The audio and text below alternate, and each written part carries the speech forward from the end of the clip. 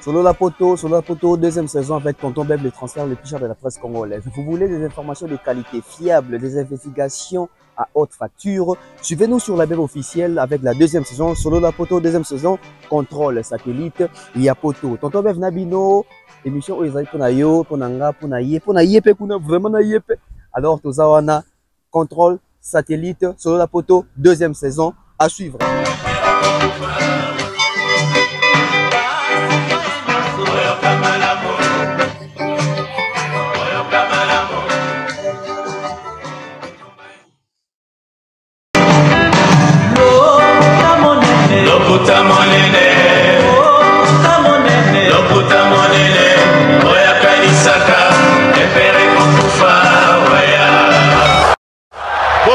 Bopusana, moyen mosusu akosa les alités. Avancez, avancez, avancez. T'es un tapis rouge. 2, 1. Voilà plusieurs débats autour des sold out, autour de la polémique sur Kofi en mieux. Kofi Olomide décide de répondre personnellement à cette question, à cette préoccupation des mélomanes de la musique congolaise, pourquoi pas de la musique africaine également. Nous sommes là, on va faire une analyse sur ça, on va analyser, on va essayer d'un peu de comprendre les sold out, les certifications. Une fois de plus, nous sommes en Europe et on vous promet encore des investigations parce que ça, je peux dire aussi, c'est le numéro 0 ou les tout premiers numéros de la deuxième version, la deuxième partie des investigations ici en Europe. Donc, on va investiguer aussi concernant les albums à succès de Kofi Olomide. Kofi Olomide, plus de 25 albums, plus de 26 albums à succès. Kofi Olomide a combien d'albums et que pouvons-nous dire par rapport, j'allais dire, que pouvons-nous dire par rapport à ces artistes-là qui n'ont pas fait plusieurs albums, mais qui ont marqué, qui ont bougé le monde, qui ont bougé l'économie de la musique à travers les œuvres ou par leurs œuvres. La musique congolaise a atteint un niveau où nous devons faire des débats autour des certifications, autour des mérites, autour des combien est-ce que les albums génèrent. Est-ce que notre industrie musicale, c'est une industrie puissante en termes de ventes? C'est ça les questions qu'on doit se poser aujourd'hui. Mais malheureusement, on a connu des artistes qui ont passé leur temps à avoir plusieurs albums, à se plonger dans des polémiques, à désorienter leurs fanatiques. Mais aujourd'hui, on a quand même cette chance-là de voir autrement, d'exceller et aussi de projeter l'avenir par des analyses, par des recherches et surtout par la vérité. Fallait pour pas sold out ou pas, fallait pour pas des certifications, les snaps. Il y a plusieurs choses, il y a plusieurs sujets. On va en parler, mesdames et messieurs. Soyez connectés sur la BEV officielle. Il y a plusieurs choses à dire. Je vais trouver un endroit un peu plus calme. On va un peu essayer de parler. Tourbe ta masolo est belé. Alors masolo tourbe ta masolo, il y a sold out li susu. Tourbe ta masolo ba certification. Tourbe ta li solo il y a ba concert na poto fali azongisa. Tourbe ta li solo pe ya prestation à fali. Tourbe ta li solo il y a ba siège vide na kati ya ba salle ya ba concert. Ndena loba ki na émission elekaki. To moni lelo ba vie na biso belé ba na TV koloba ba vérité ba ko tout bela. Que tel a saga na planté, tel a saga na sold out té, toko sarabino, toto lobare lokoté, mais les lonzo kande basara ngoté. Mais pourquoi le dire aujourd'hui? Ni les obangisa bango pe ba nani bazotinda bango, c'est ça pe na bat bazotinda bango to ezali vérité. Oyo, to comme na niveau, to comme na âge mo il faut toyeba. On va trouver une place confortable. On va parler de Kofi Olomide, de Antoloba, les concepts Kofi en mieux. Kofi nous explique. Pour être Kofi en mieux, il faut quoi? Il faut quoi? Le monde a expliqué, la rue a expliqué, l'opinion s'est prononcée et les concernés s'est senti obligés de faire une première et deuxième sortie autour de Kofi en mieux. Kofi a mieux répondu ou Kofi Olomide n'a pas fait du Kofi en mieux. Restez avec nous. On prend la pub, puis on revient. De nos jours, l'hygiène intime est une priorité. Voilà pourquoi Maliane vous propose des produits d'hygiène intime à base des plantes naturelles testés et approuvés dans les plus grands laboratoires dans le monde. Malienne vous propose des thés de fertilité pour hommes et pour femmes, du thé pour bain à vapeur after accouchement pour soulager les maux de dos, gel intime pour hommes et pour femmes, produits pour les règles douloureuses, fibrome, endométriose, polykystie, myome, resserrement du muscle du vagin, trompe bouchée et j'en passe. Vous avez également des produits qui vous aident dans tout autre type de soucis gynécologiques que vous pouvez avoir. Ceinture abdominale, vous avez les protège-slip, les bandes hygiéniques et tous ces produits sont disponibles sur notre site www.malienne.com. Passez vos commandes à travers notre numéro affiché directement à partir de notre site et vous serez livré partout dans le monde. Malienne, pour une hygiène intime parfaite. Voilà que nous sommes de retour, on parle sold out, on parle cancer, on parle certification, on parle technologie, on parle l'avancée. Tobeta lisolo ya lelo. Lisolo ya lelo, toye lisusu na makambo yo, bato belé bazo sala semblant. Il y a ceux-là qui souffrent intérieurement, mais bazo lingaba manifester ngo na mauvaise foi, il faut détruire. On a fait ça, on a fait ces concerts. Quand je dis on a fait, nous en tant que presse participer, on a vu ce qui s'est passé dans la case de concert à Fali Poupa, LDLC Arena. Mesdames et messieurs, tout le monde a détaillé makambo moko. Nous avons vu des concerts au Congo. Nous avons vu des concerts en Europe. Mais restons sur les formats ou sur la scène européenne. Ba concert au Betamarana Poto, ba image ezali. Toana ba concert ya Weira, ya Jibe, ya Ferre, ya Fali, ya bato tu ba Kofi, bato tu ba beta na poto tozana ba image na bango. Ezana na YouTube wana. Depuis ba concert ne beta maka, lelo biso ba Congolais to longola nanu ki motema mabe, to longola nanu ba appartenance. Seul Fali mutazo beta ba concert ya format professionnel. Au tali concert bo tu te dis aux Américains, Congolais. C'est là où maintenant ça blesse. Choc à liboso zo bandawana. Motema mabe à liboso zo bandawana. Là où ça fait mal de constater que c'est Fali là. Au moins il faut que ça va te le moro. Batu belé o ba yina Fali. Batu belé o ba lingara Fali te. Parmi bango mingi bazara na poto ao. Oh, bah, la génération qu'on a fallu. Mais la réussite de Fali, au lieu de la fierté pour n'avoir pas l'un de nous, l'un de notre génération, bango est transformé, bango na qui est gris, na qui est monté mamabé. Ils sont devenus méchants. Et ils préfèrent démontrer cette méchanceté naba communication moko négative. Oyo ezanga ba soubassement, ezanga na ba preuve. Baka toujours dans le langage mot ya ko dénigrer, ya ko ternir, ya ko bebisa, ya ko ndima jamais. Ils ont réussi. Au moni to beta lisono même il y a YouTube yango. Parce que ceux qui na musique, le monde musical na Congo boza fier ya rolobake on a Fali ou afongoli batu misu. Biso pe na YouTube na journalisme, na communication, na chronique sur les plans il y a internet. Tout ces peuple qui ba bev lelo bazali. Pourquoi je dis ba bev lelo bazali? Parce que esenga ki ke biso peto ya poto bongola na nou makanisi. Ya batu na communauté. Vous trouvez ça normal?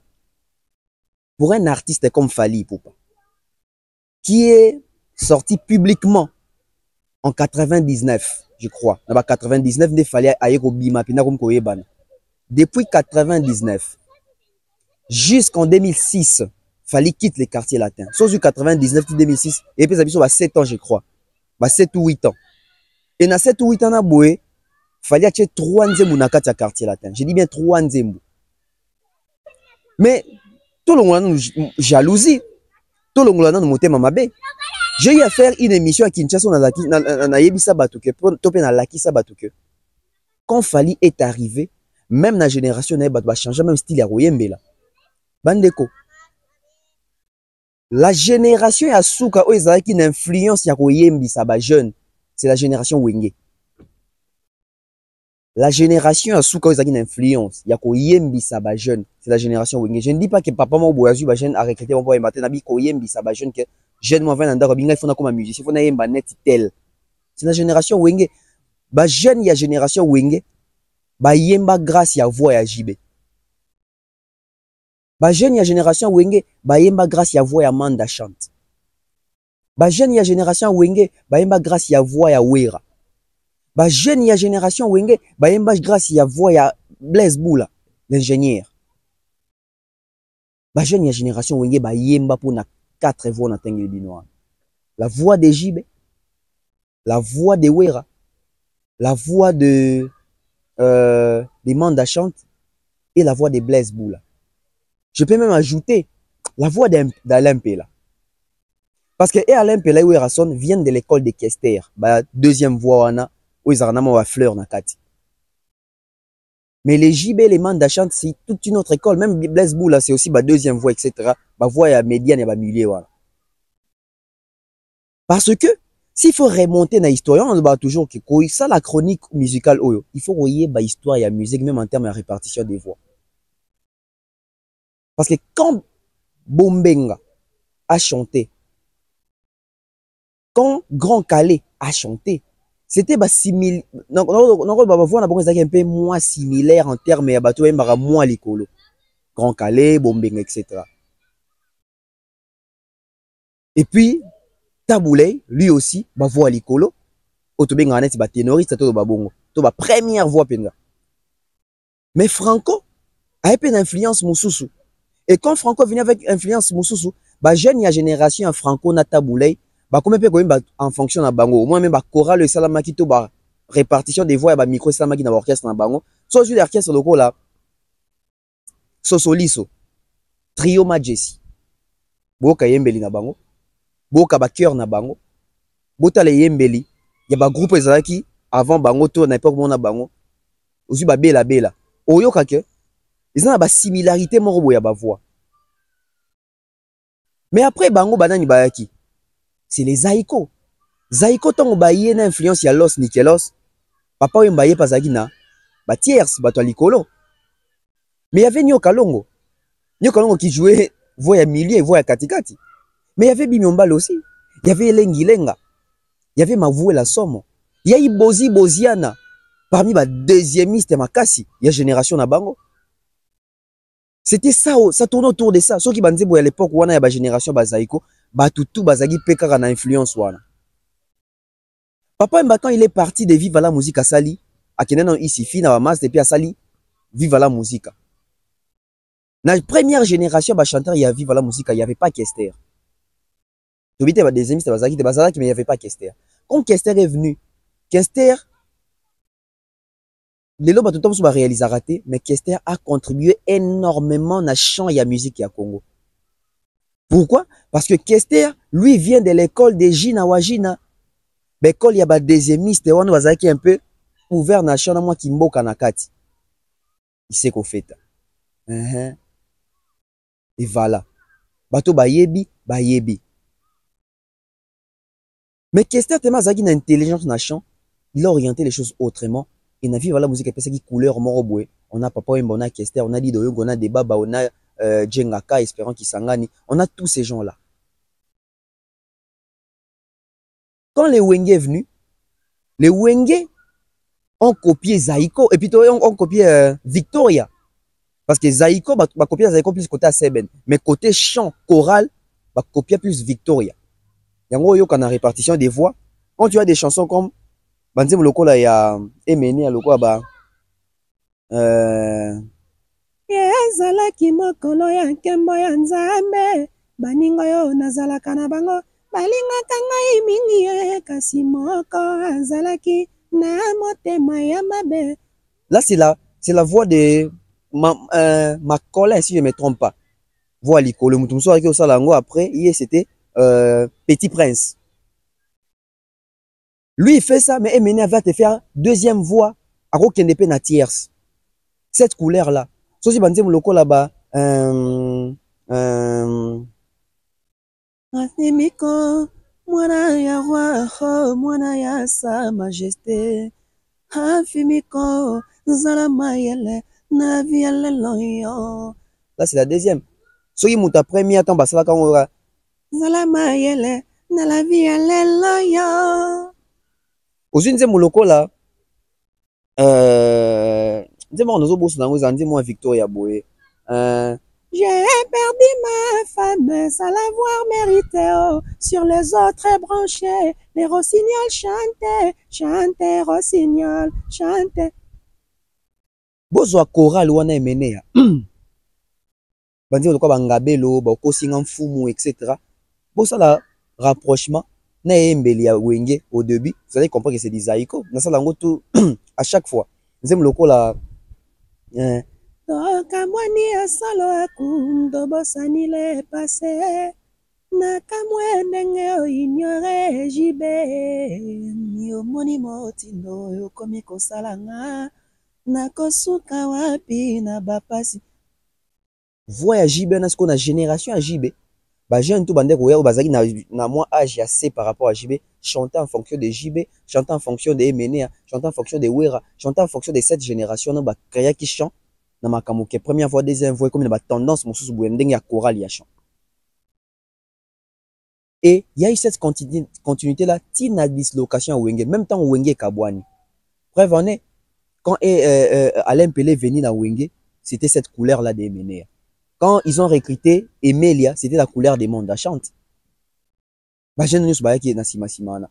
Tant on dislocation, ça même temps on fait racoti. Même temps on fait racoti. Faire racota pour la voix à JB. Faire racota pour Azali ténoriste, la première voix nette JB. Bon, c'est rappelé que bah, voyage au JB dans la tête, c'est faire qui faisait les choses de JB. On ne donnait pas trop à Emelia parce que Emelia, c'est vraiment tierce. L'histoire. Mais quand il y a eu dislocation, tant Wenge et Panzani, Wenge et Kabwani, on a connu quoi? On a connu côté OP, Académie, puis Zouaka déjà élan, dans le quartier latin, bah qui parce que même dans l'Académie, même bon, quand je dis Académie, c'est les quartiers latins, même dans le quartier latin, bah voix les qui recruter, les qui peuvent voir encore recruter en fonction de Wenge. Willy Boula, les qui a Blaise Boula. Deuxième voix et première voix na pe à moi Katikati. Bouron Pela, Alain Pela. Sam Chintu, so yo ke dans ba nuance peka ya bato ba Wenge kuna neti ba banani chanteur comme nani. Rikoko, je ne sais même plus si c'est Rikoko.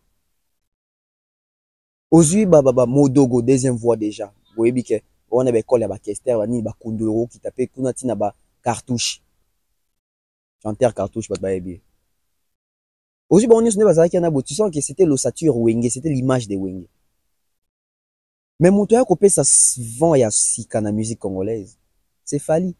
Quand Fally est venu en 99, Fally ne chantait pas comme les autres. Fally ne chantait pas comme les Wengemen. Fally ne chantait pas comme cette école-là. Fally chantait comme Fally. Ananani benadi kayeye, maman tiona, maman Soro bondoué. Là, c'est Fally. C'est autre chose. Mais au moins, quand, à chaque fois, on a vocal, à chaque fois, on a intervention, à chaque fois, on a piste, il essayait un peu de faire autrement que les autres. Il essayait d'améliorer. Il essayait de côtoyer zone noto bako maraté. Et en fonction de lui, au moins, que artiste Moussou Bayaki na Sima, to Bayaki na 2009, et puis on a 2000. Bato bele ba yemba neti Fally, même bato bando ba yemba avant Fally. Les Ferré, les JDT, les Babindombe ont chanté comme Fally. Parce qu'avant, maintenant, il m'a dit Fally. Zouante Moloko Lama Chantal. Et Mbeliwana, ils ont Mbelinae, Wando Yemba avant Fally. Mais quand Fally est venu, Fally a fait des choses. Allez écouter les chansons des Ferré après que Fally a Yebani déjà. Boyoka il est resté Ferré, mais moi, Yembele, comment il paye ba, côté Ngama. Parce que Fally a na Babilo Loko là-bas.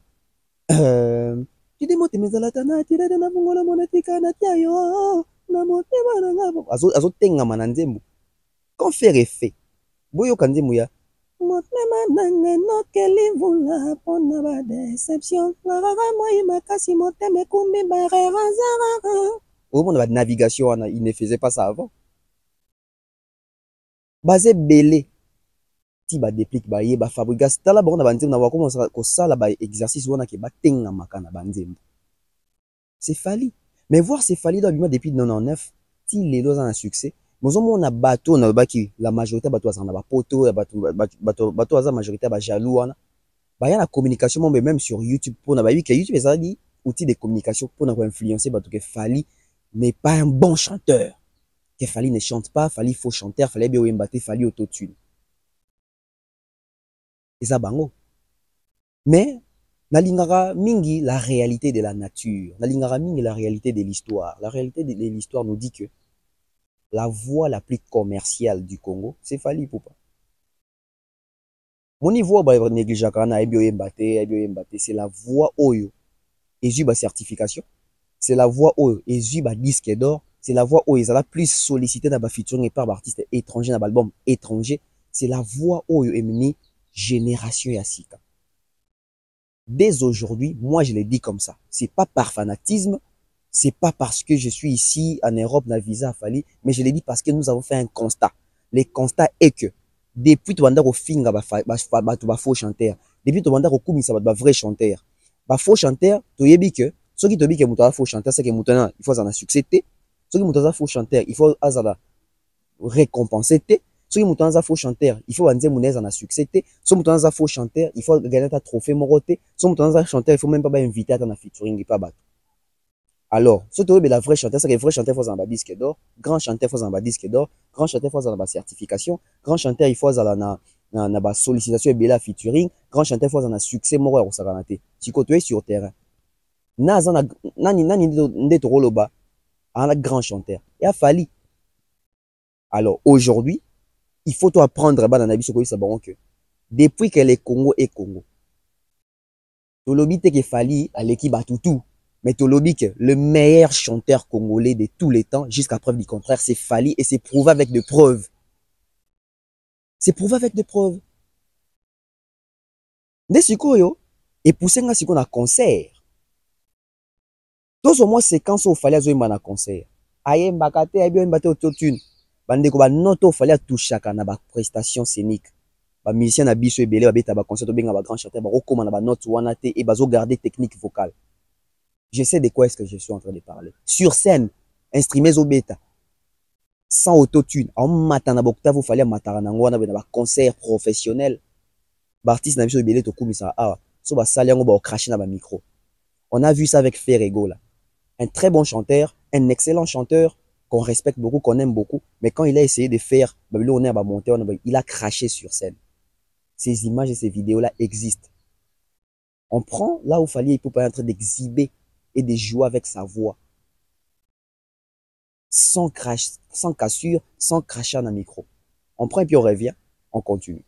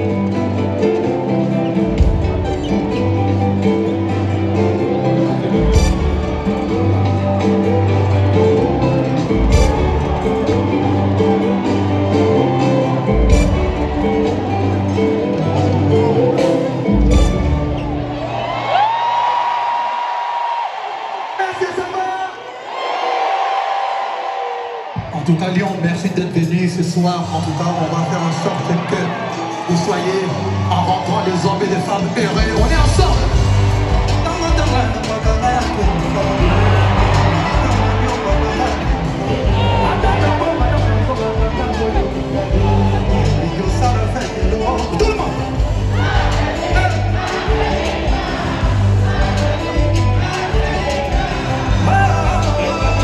Voilà que nous sommes de retour. Mais tout le monde peut vérité. Ambiance tout le monde en a concert et yembe les artistes, communication en public, énergie à transmettre na ba fan et énergie ba fanatique va dégager. Na concert ya nani ici bomona bo. Na ba concert betama na poto. Soyons honnêtes, soyons francs. On ne dit pas ça parce que nous sommes fans de Fally. On ne dit pas ça parce qu'on protège Fally. On ne dit pas ça parce qu'on défend Fally. Parce qu'on dirait beaucoup ko linga ko bimisa makamuke. Makambo tout le sur Fally, on dirait toujours kosa, toujours bambela.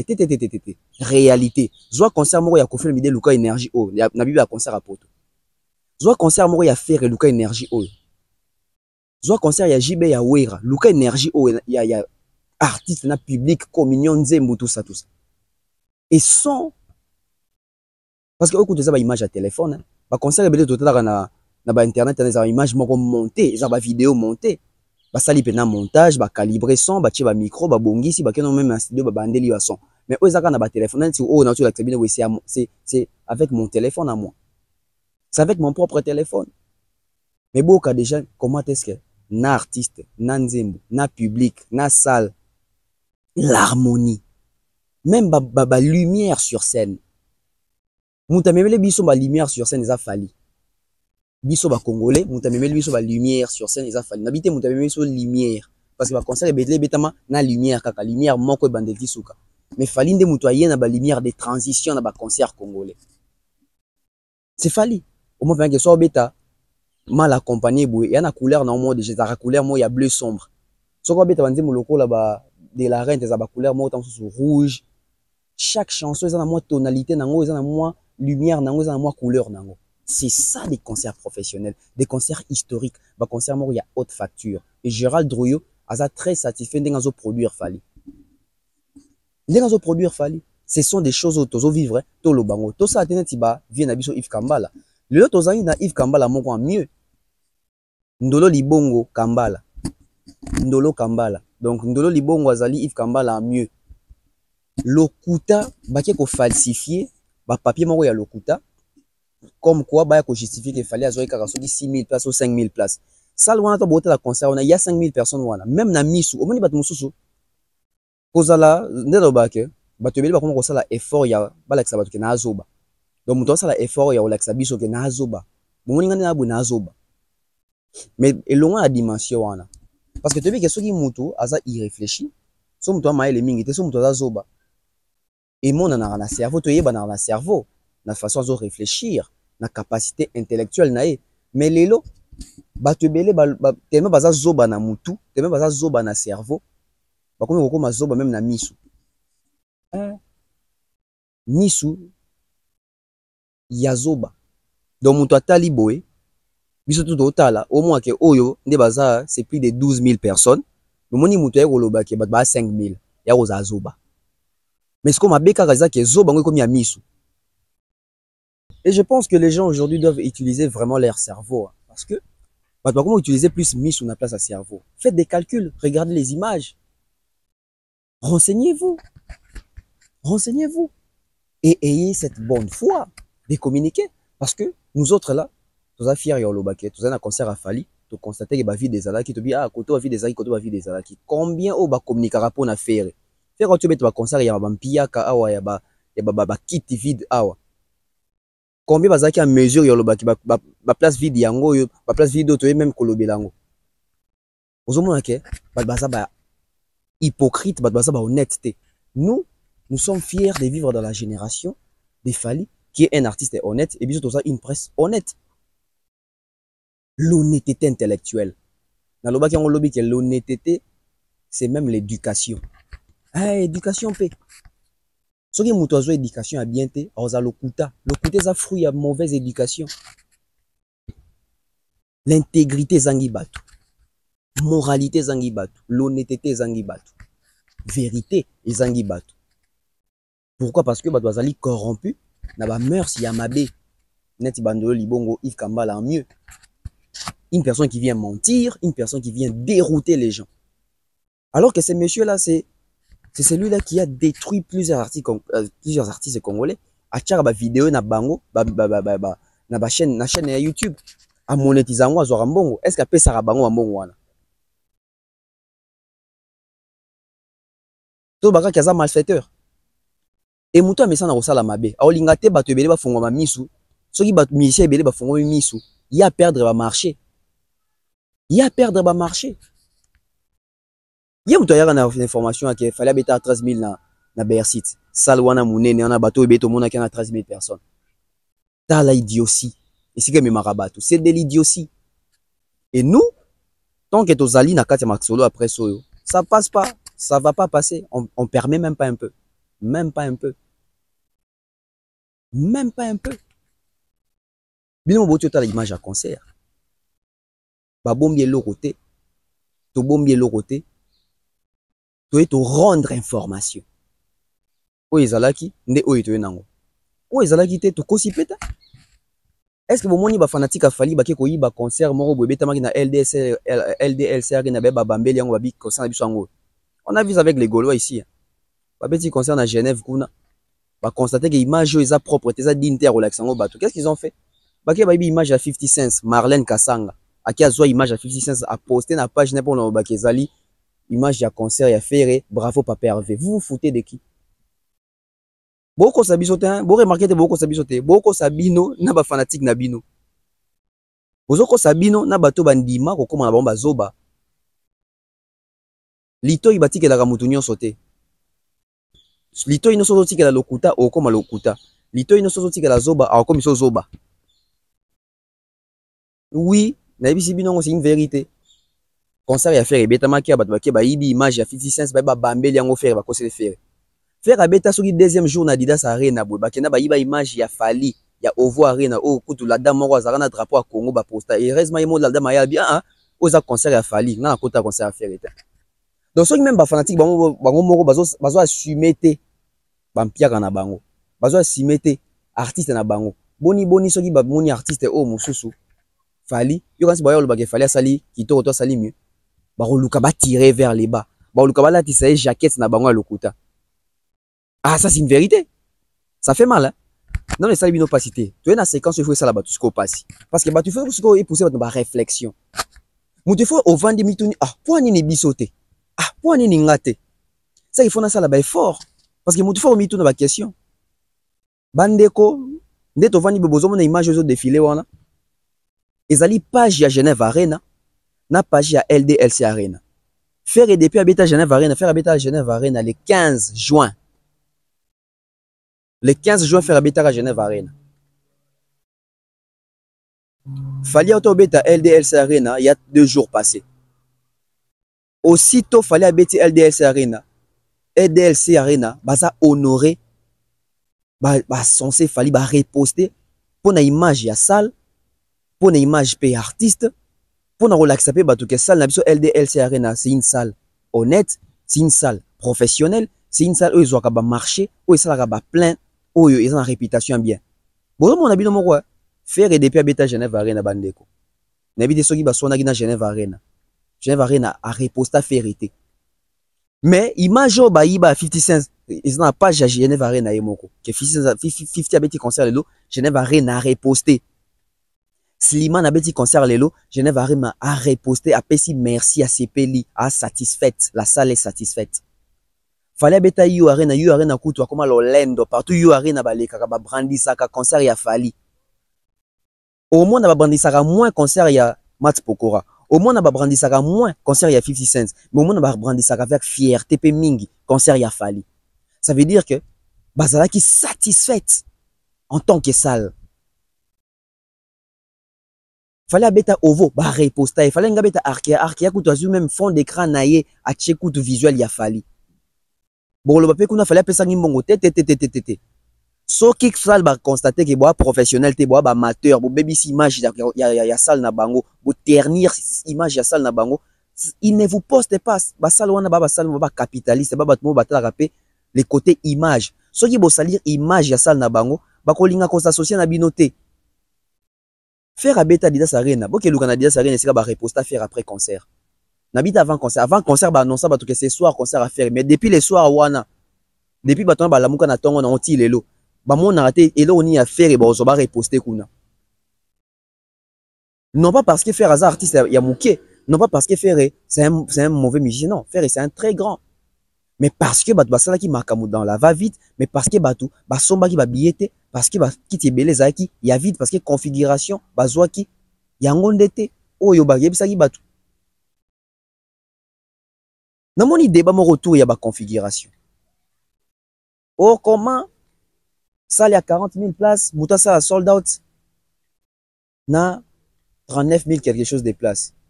Au fait bandeko bon, c'est pour la rapport aux gens quand même pour tout sungara, bande ko belé ou bazan na ignorance.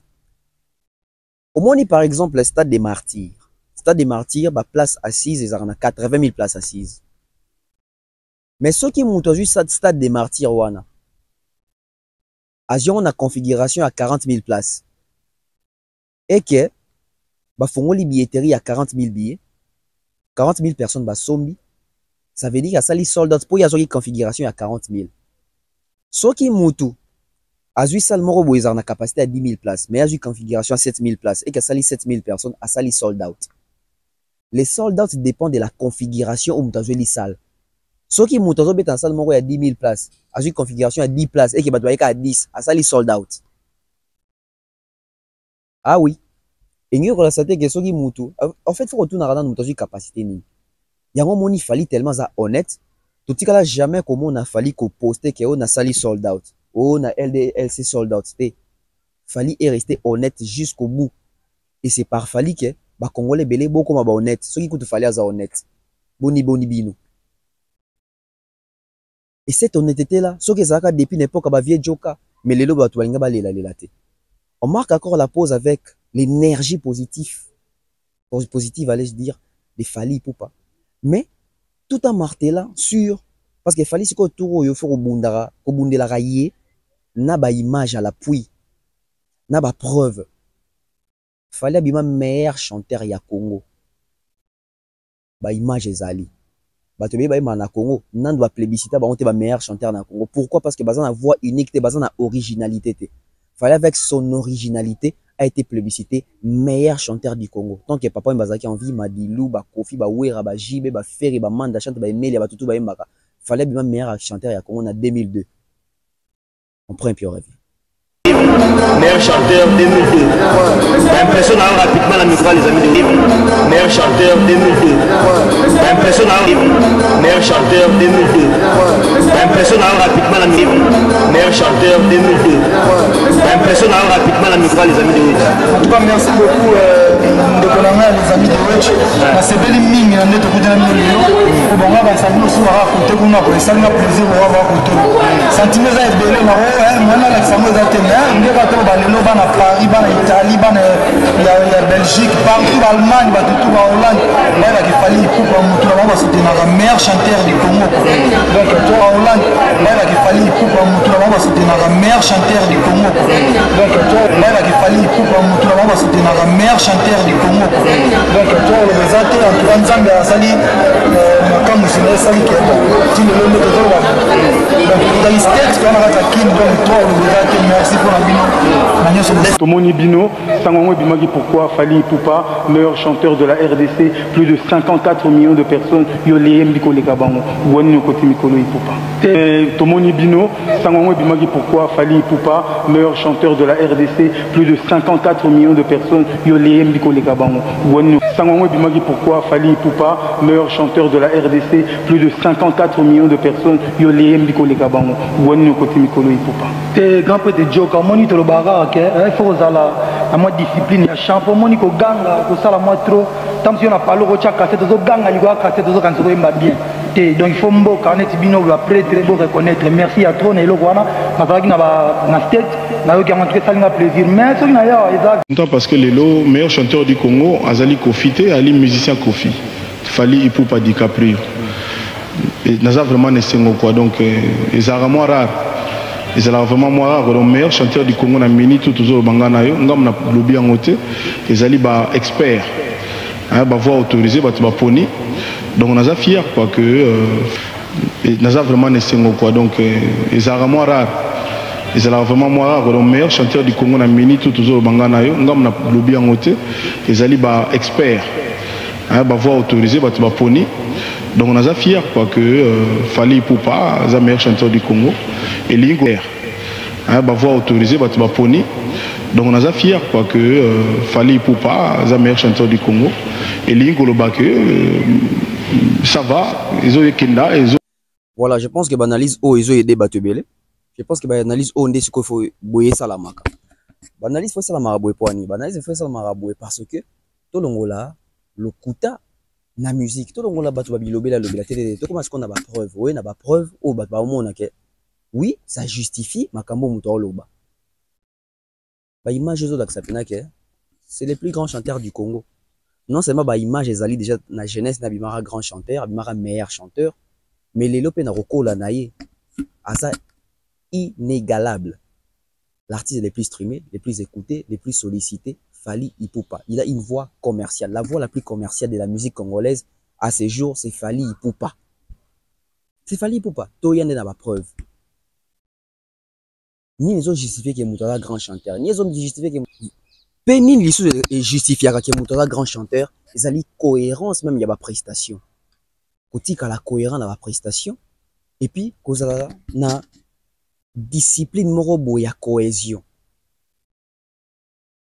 Il y a équipe, il y a artiste, musicien va accompagner l'artiste, na chanteur, ba instrumentiste na chanteur, ba tonalité, ba son makamwana tout. Les analyses doivent se faire ainsi. Donc, Fally, Lelo, Nyonso, fait Nyonso rouge pour démontrer que c'est le meilleur chanteur congolais de tous les temps. Bandeko, tout ça là, semblanté. Yo tout là, fan à Messi. Tant on le bat que Messi a le meilleur joueur de tous les temps. Aussi bazara sur Nîmes. Faut que ce qu'on a battu, qu'on a exactitude. Tout quand abino si qu'on a conscience na bino, on a continué à katia conscience na yo. Tant on le bat, yo fan à Messi. Tant on le bat que Messi a le meilleur joueur de football de tous les temps. Tu te bases sur quoi pour le babongo? Tu te bases en bas statistique ou c'est basé en bas récompense, n'est-ce pas? Oui, vous savez que Messi a 7-8 ballons d'or. Pour le bango. Pour le bat que Messi a gagné la Coupe du Monde. Olbake Messi a gagné la Copa América. Olbake Messi a gagné 4 Ligues des Champions. Olbake Messi a allé sur 7 souliers d'or. Olbake Messi a allé sur 12 Ligas. Babilo Rwanda Soso Tchang on a mis ça. Ils ont accepté que oui, Messi c'est un meilleur. Yo fan à Cristiano Ronaldo. Olbake Cristiano Ronaldo c'est le meilleur joueur de tous les temps pour nayo. O se basé sur Nîmes. Olbake Muto Tchaba Biko le Kabatutu est à Cristiano. Olbake Cristiano a gagné 5 Ligues des Champions. Olobake Cristiano Ronaldo a 5 souliers d'or. Olobake Cristiano Ronaldo Nairo, c'est le meilleur joueur, c'est le meilleur buteur et héros, meilleur passeur héros, meilleur passeur Ligue des Champions, meilleur buteur Ligue des Champions. Aux amba statistiques, au rocher la biso pour l'accès autant autour de baquet, ils a y été, au l'accès qui t'aime fait yango. Bon, sauf ce que tu es dans la musique, pour ni bolingez à sous bongote. Donc a balé, c'est normal. Mais soit comme dans la musique, musique comme soutien. On va se baser aussi sur les faits. Donc, chant des batailles Nabiso Lelo. Cette nouvelle génération, chant des batailles Nabiso Lelo et Zali, il y a qu'à faire comprendre Batouke. Pour nous classer, pour qualifier Moutou meilleur, on doit se baser sur les faits et non sur les sentiments. Ce qui te n'a pas fait. L'artiste a aussi un trophée belé na Congo. Fally. Artiste a bêti sali ya munene libanda. Artiste congolais a bêti sali ya munene libanda. En Europe. Fally, il y a 40 000 places. Artiste a joué disque d'or, a joué un coup de balai, n'a pour un album Rumba, n'a pour un album Tokos, Fally. Artiste a une certification, Fally. Artiste a bêti Apollo Theater, a bêti Lincoln Palladium, a bêti LDLC Arena, ING Arena, Fally. Artiste a la chanson la plus vue sur YouTube, Fally. Artiste les plus streamés, Fally. Bon, c'est quoi? Abima peut meilleur chanteur, il y a Congo, preuve, et Zali. Il faut que ce qu'on a fait. Bimi, ça a fait aux autres que Moutou Azali, meilleur de tous les temps. Tozoa, la cohérence, il y a 4 prestations différentes. You Arena, Ovo Arena, ING Arena, LDLC Arena, Fally, na 4 concerts, wana na ochi la bino ka partir zoimba, mal accompagné, boka ba justesse, boyoka le travail, boka la performance, boka les meilleurs chanteurs que le Congo, et Zoui. Ils sont fiers. On prend et puis on revient.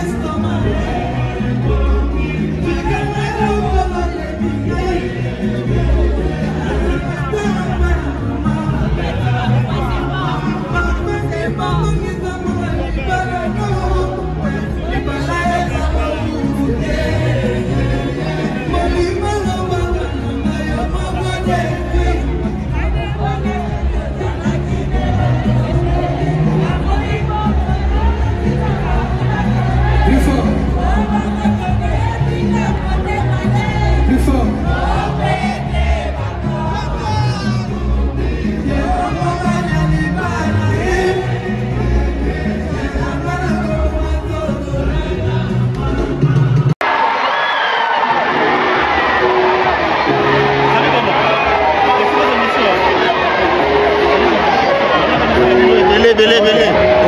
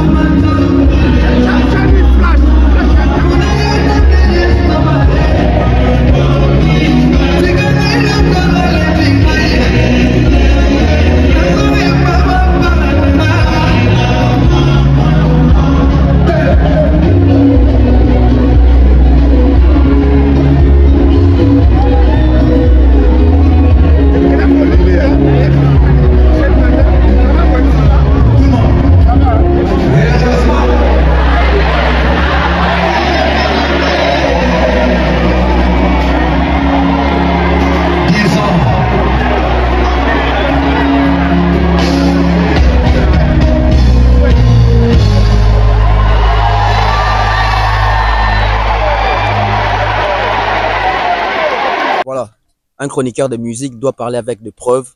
doit parler avec les faits. On vous brandit les faits et j'espère que vous en ferez bon usage. Naibisa Kibino, semaine d'investigation. Bon, on a quitté ce cosa. Ouais. Donc, vous comprenez qu'il n'a pas quitté temps. Il y a moins silence dans la commune à Potoa. Même l'émission de tourner pendant mingité. Parce qu'il fallait écrire, fallait faire des enquêtes, fallait mener des recherches, tout ça. Donc, la toute première investigation s'annonce fort. La toute première investigation arrive enfin. Je vais commencer avec l'investigation autour des albums. Koffi Olomide aujourd'hui nous donne son point de vue par rapport à concept Koffi en mieux. Mais quand Koffi parle de ces concepts-là, Koffi se réfère à la réalisation, à la prouesse. Koffi se réfère à la record. Ce qui est bien, il a les pleins droits de le faire. Mais, est-ce que Makam Koffi Zoloba Isa Penza Yango? Parce que, à droit au Lobango, soit mon Ibazo Lobango, tu y mon frère au Lobana place. Koffi a pesé biso lelo, on a rosé la Koffi en mieux, il faut ça la nine, il faut ça, il faut ça, il faut autant bolikola ba parcours, faut ça la plus qu'il y ait, faut ça mieux qu'il y ait. Koffi a pesé biso comme ba prouesse que Azana orchestre ça plus de 30 ans d'existence. Bravo. Koffi, pour nous la Koffi en mieux, elle dit que il faut qu'on a là. Aussi bimisa batu, to bimisa muto azana succès ou batu pe ba yebi. Bravo. Koffi a bâti si l'homme très important bi, plus de 25 albums à succès. Alors, investigation avec ce banambala moro na réponse à Souka Koffi Olomide par rapport à l'album. Est-ce que Koffi Olomide a plus de 25 albums à succès? Est-ce que l'album tout ya Koffi et ça là bas succès? Et est-ce que Zali 25? Est-ce que réellement l'album moins à succès? Est-ce que Zali 25 ou 26? D'investigation sur Bandawana. Bon, il faut Bandawana parce qu'il faut que l'on la batte qui faut que mon na mutu. Ma quand il cause la tant sur parti ça zoloba, mais zo maîtriser penzate. Tant sur pesa na bateau besoin induire une erreur. Tant sur pesa biso to micro ça. Alors, pour tout l'on la doute.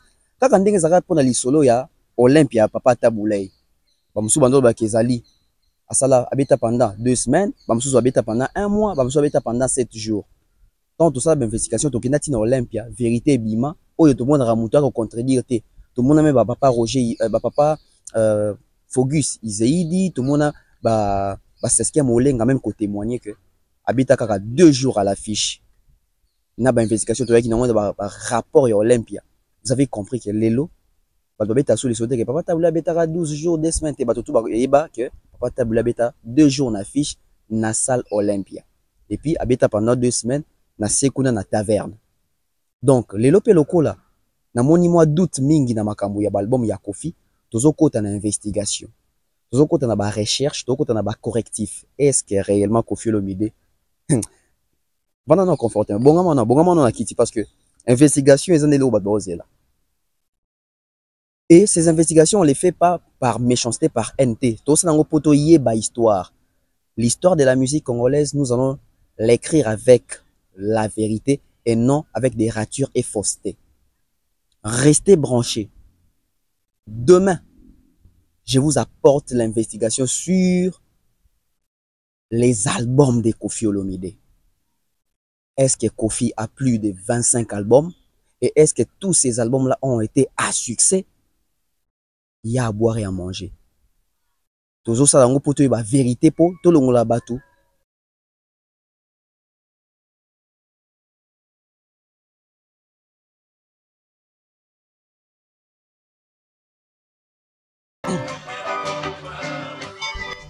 Solo la poteau, deuxième saison avec Tonton Beb, le transfert le plus cher de la presse congolaise. Vous voulez des informations de qualité fiable, des investigations à haute facture? Suivez-nous sur la Beb officielle avec la deuxième saison. Solo la poteau, deuxième saison, contrôle satellite, il y a poteau. Tonton Beb Nabino, émission où ils ont pour Ponanga, Ponayepe, vraiment Nayepe. Alors, tout ça, on a contrôle satellite, Solo la poteau, deuxième saison à suivre.